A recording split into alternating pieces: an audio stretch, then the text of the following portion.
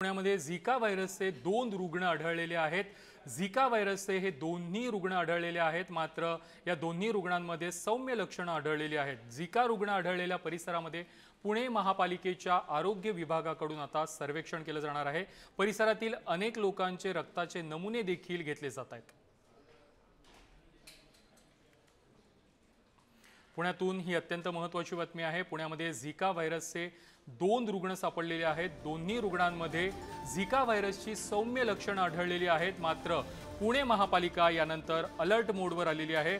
झिका रुग्ण आढळलेल्या परिसरातील नागरिकांच्या रक्ताचे नमुने आता तपासले जात आहेत। या संदर्भात अधिक माहिती देत आहेत आमचे प्रतिनिधी धनंजय दळवी। धनंजय, पुण्यामध्ये झिकाचे 2 रुग्ण आढळलेत आणि पुणे महापालिका अलर्ट मोडवर आली आहे।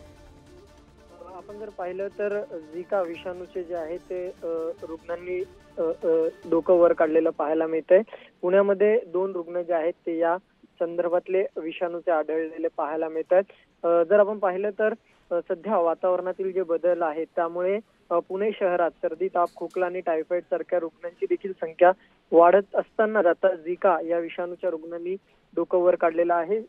पुण्यातील एरवंडे या परिसरात राहणाऱ्या डॉक्टर आणि त्यांच्या मुलीला हा विषाणूचा संसर्ग झाला आणि या दोन्ही रुग्णांना सौम्य लक्षणे जी आहेत ती आढळलेली आहेत आणि या सगळ्या पार्श्वभूमीवर पालिका आरोग्य विभागाने देखील संपूर्ण परिसरात जे आहे ते चाचणी केलेली आहे, सर्वेक्षण जे आहे ते देखील केलेले आहे, त्यांच्या रक्ताचे नमुने घेतलेले आहेत आणि या सगळ्या संदर्भातली जी आहे ती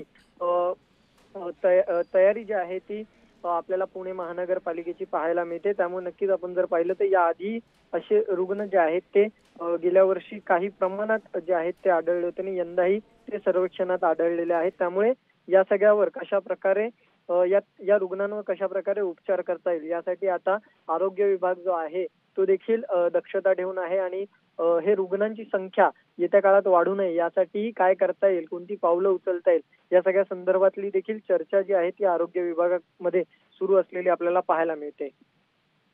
तुम्ही दिलेल्या माहिती संदर्भात